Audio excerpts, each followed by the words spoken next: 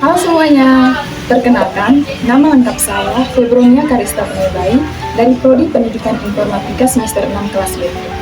NIM 2271110. Nah, di sini teman-teman, saya akan membahas tentang tugas dari mata kuliah AI atau kecerdasan buatan. So, simak baik-baik ya teman-teman, siapa tahu dapat membantu tugas-tugas teman-teman. Selamat menyaksikan.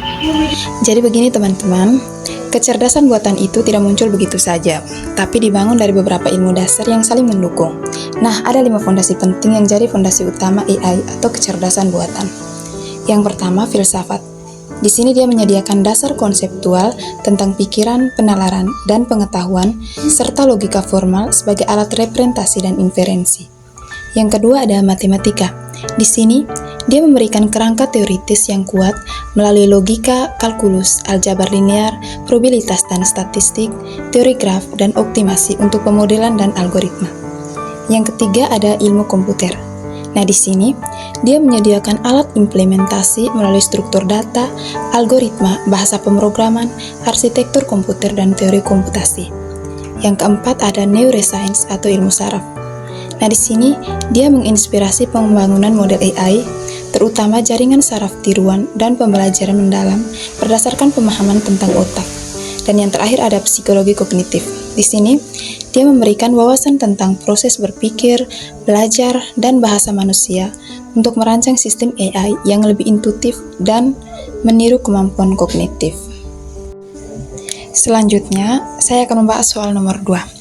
Di soal ini diceritakan bahwa seorang dosen bertanya kepada mahasiswanya, "Saya ingin mengetahui pola jaringan semantik kalian.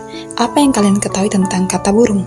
Nah, dari pertanyaan itu, kita bisa masuk ke materi tentang jaringan semantik. Jaringan semantik adalah cara untuk mempresentasikan pengetahuan, yaitu dengan menghubungkan berbagai konsep yang berkaitan melalui hubungan makna. Contohnya seperti ini. Saat saya menyebut kata burung, pasti di dalam pikiran teman-teman akan muncul berbagai informasi yang saling berkaitan. Misalnya, burung itu bersayap, bisa terbang, bertelur, makan biji-bijian, ada yang bersuara merdu, dan ada juga yang tidak. Semua informasi itu tidak berdiri sendiri. Setiap ciri saling terhubung dan membentuk jaringan makna. Nah, itu yang disebut dengan jaringan semantik. Sekarang, mari kita lihat bagaimana konsep burung bisa dibagi ke dalam beberapa kategori berdasarkan atribut-atributnya. Yang pertama, dari segi ciri fisik. Burung memiliki sayap. Ini adalah atribut umum yang sering diasosiasikan dengan kemampuan terbang, walaupun tidak semua burung bisa terbang. Lalu berkaki 2. Hampir semua burung itu memiliki 2 kaki yang digunakan untuk berjalan, hinggap, dan mencengkram dahan. Nah, yang kedua dari sisi kemampuan. Sebagian besar burung bisa terbang, namun ada juga beberapa jenis burung seperti penguin atau burung unta yang tidak memiliki kemampuan itu.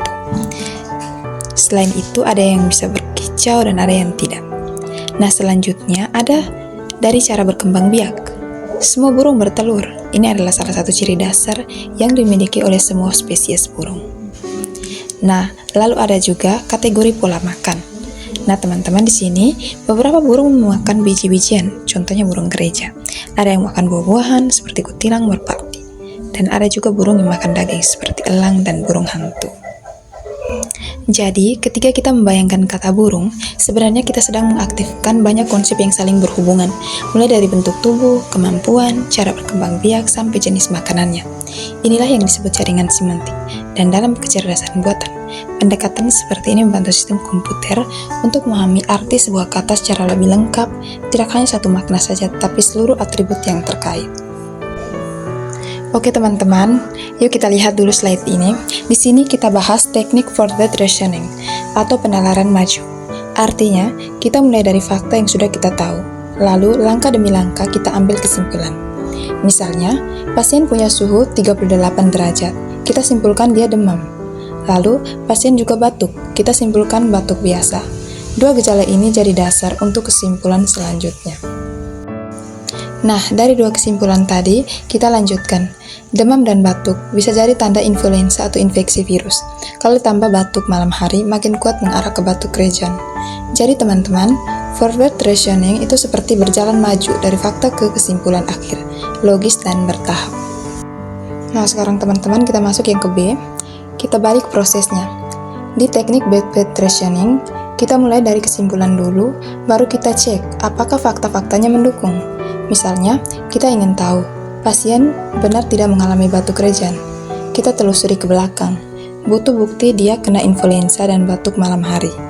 Batuk malam hari ada, influenza bisa dibuktikan dari demam dan batuk, dan ternyata semua itu cocok.